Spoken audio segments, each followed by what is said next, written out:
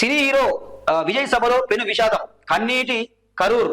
తొక్కిసలాటలో 38 మంది దుర్మరణం, 100 మందికి పైగా క్షతగాత్రులు అంటూ మనం వార్త వస్తున్నాం. ఇక్కడ చూడండి, ప్రమాద స్థలం నుంచి ఓ మృతదేహం తరలింపు, ఆసుపత్రిలో బాడీ వద్ద రోజుస్తున్న మహిళ అంటూ చూస్తా ఉన్నాం.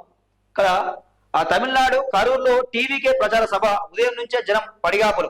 4 గంటలు ఆలస్యంగా వచ్చిన విజయ్, ఇరుకు రోడ్లో కిక్కిరిసిన జనం. సభ ముగియగానే అదుపు తప్పిన పరిస్థితి, ఒకరి మీద ఒకరు పడి తొక్కిసలాట. హుటాహుటిన కరూరు చేరుకున్న సీఎం స్టాలిన్ హైకోర్టు రిటైర్డ్ జడ్జితో విచారణ అంటూ చూస్తా ఉన్నాం.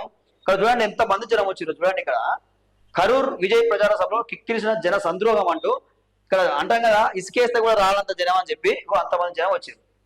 సో ఇంతమంది జనం వచ్చినప్పుడు తొక్కిసలాట జరిగింది కావా? మరి అక్కడ ఉన్న సీఎం స్టాలిన్ వాళ్ళ ప్రభుత్వం ఏం చేస్తున్నట్టు, పోలీసు యంత్రాంగం ఏం చేస్తున్నట్టు, వాళ్ళు రక్షణ కల్పించాలి కదా. మీకు ఇప్పుడు ఇంతమంది జనం వచ్చిందంటే అక్కడ ఒక సినీ హీరో ఆయన టీవీకి ఒక పార్టీ పెట్టిండు. సరే, తండోపతండగా జనం వస్తారని చెప్పి ప్రభుత్వం తెలుసు.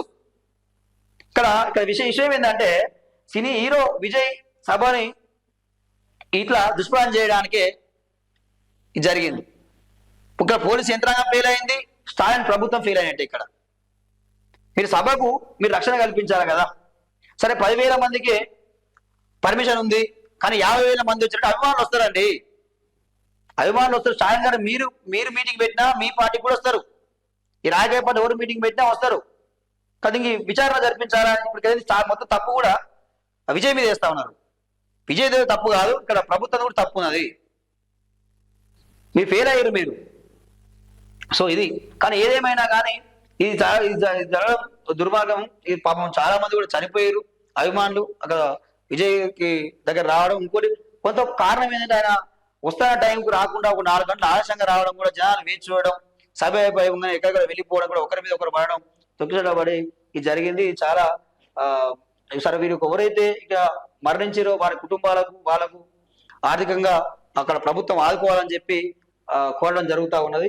సో ఇది జాగ్రత్తలు తీసుకోవాలి. ఇప్పటికైనా రాజకీయ పార్టీ నాయకులు ఎవరు బహిరంగ సభలు పెట్టినా, ధర్నాలు పెట్టినా, ఉద్యమాలు పెట్టినా కానీ ఇలా జరిగే అవకాశం ఉంటుంది. కాబట్టి ఆ ప్రభుత్వాలు ముందుగా పసిగట్టాలి, వాళ్ళకు రక్షణగా కల్పించాలి అని చెప్పి కోరడం జరుగుతూ ఉంది.